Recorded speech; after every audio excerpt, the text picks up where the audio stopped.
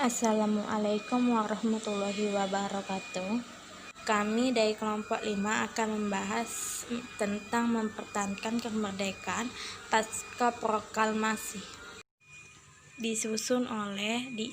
Dini Rahmawati, 2. Nurjana, 3. Perdi, 4.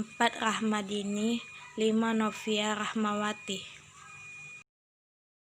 A. Pasca proklamasi kemerdekaan 17 Agustus 1945. Bangsa Indonesia masih berjuang keras untuk mempertahankan kemerdekaannya. Kurang waktu 17 Agustus 1945 sampai Desember 1947 menjadi masa-masa paling berat bagi para pejuang dalam mempertahankan kemerdekaan Indonesia setelah diproklamasi pada 17 Agustus 1945. Pihak Belanda bersama sekutunya dan Jepang masih berupaya mengambil alih kekuasaan. Pertempuran pun pecah belah di sejumlah daerah. Strategis gerilya dan diplomasi yang ditempuh berhasil membuat Belanda mengakui kedaulatan Indonesia.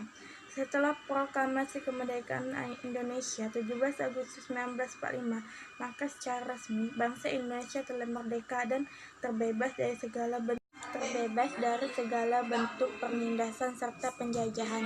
Namun tidak demikian, gangguan dari bangsa asing masih datang dari pemerintahan Belanda. Kali ini, kedatangan pasukan Belanda ke tanah air disambut dengan berbagai perlawanan oleh bangsa Indonesia. Sehingga sejak tahun 1945 sampai 1950 telah terjadi berbagai macam pertempuran antara pihak Indonesia dengan Belanda yang dibantu dengan pasukan. Jepang menyerah kepada sekutu pada tanggal 15 Agustus. Mendengar berita tersebut, golongan muda Sukarni dan BM Dia menghadap golongan tua agar segera diproklamasikan kemerdekaan Indonesia. Mumpung negara pada saat itu mengalami vacuum of power, golongan tua menolak, sehingga terjadilah peristiwa Rengas Dengklok, yaitu pengamanan Soekarno-Hatta ke Rengas Dengklok dengan tujuan supaya tidak terpengaruh oleh Jepang. Pada awalnya, rakyat Indonesia menyambut kedatangan sekutu dengan senang. Akan tetapi, setelah diketahui Nica ikut di dalamnya, sikap rakyat Indonesia menjadi curiga dan musuhan. Kedatangan Nica di Indonesia didorong oleh keinginan menegakkan Hindia dan Belanda dan berkuasa lagi di Indonesia. Datangnya pasukan sekutu yang diboncengi Nica mengundang perlawanan rakyat untuk mempertahankan kemerdekaan. Berikut ini berbagai perlawanan terhadap sekutu yang muncul di daerah-daerah. Peristiwa Bandung Lautan Api. Peristiwa Bandung Lautan Api tidak bisa lepas dari perjuangan mempertahankan kemerdekaan Indonesia. Pada peristiwa ini, sekitar 200.000 warga Bandung rela membakar rumahnya sendiri untuk mempertahankan kemerdekaan Indonesia. Sebab pada saat itu sekutu ingin melucuti senjata-senjata milik Jepang di Bandung dan rakyat berusaha untuk mengusir mereka. Karena jumlah pejuang pada saat itu kalah jauh dengan pasukan sekutu, mereka rela membakar seisi kota dan meninggalkan Bandung dan melanjutkan perlawanan mereka secara bergerilya. Serangan umum 1 Maret 1949 Yogyakarta. Pada tanggal 1 Maret 1949, TNI melancarkan serangan ke Benteng Vredenburg yang saat itu dikuasai oleh Belanda. TNI yang dipimpin oleh Jenderal Sudirman mengepung Benteng Vredenburg dari utara, timur, selatan, dan barat. Mereka mulai serangan umum dari pagi. Setelah mereka berhasil mengalahkan pasukan Belanda, pasukan TNI yang dibantu masyarakat setempat berhasil menguasai kota Yogyakarta selama 6 jam dan membuktikan kepada dunia bahwa Indonesia dan TNI masih ada dan mampu memberi perlawanan kepada Belanda.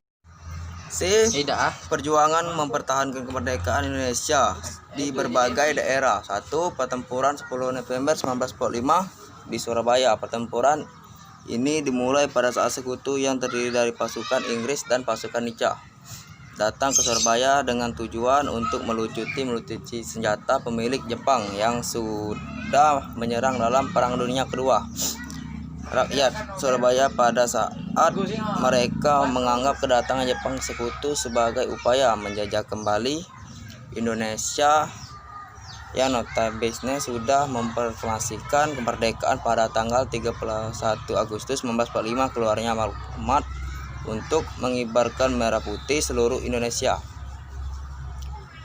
Dan ada beberapa orang Belanda di Hotel Yamato, Surabaya yang mengibarkan bendera Belanda, membuat kemerdekaan arek-arek Surabayana yang kemudian merobekkan dan menjadikan bendera merah putih. Ada bulan-bulan selanjutnya terjadi beberapa gerakan-gerakan perlawanan dari perjuangan Indonesia, dan puncak terjadinya ketika Jenderal AWS Malebi terbunuh di insiden Jepang Merah Putih. Lalu puncak konfliknya di Surabaya ini terjadi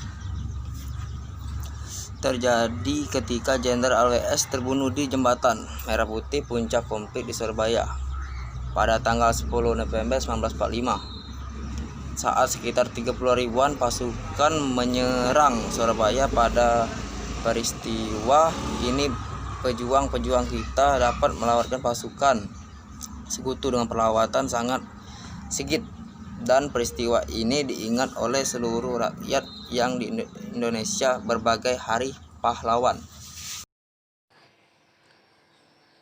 Baiklah, saya akan menjelaskan tentang D. Perjuangan diplomasi mempertahankan kemerdekaan Indonesia. Indonesia yang pada awalnya menganut sistem pemerintah presidensial kemudian berubah menjadi sistem parlementer pada 14 November 1945, di mana Perdana Menterinya dijabat oleh Sultan Syahrir dan sekaligus menjadi Menteri Luar Negeri Indonesia. Pada masa inilah perundingan-perundingan telah mulai dilakukan oleh Sultan Syahrir sebagai tugas diplomasinya.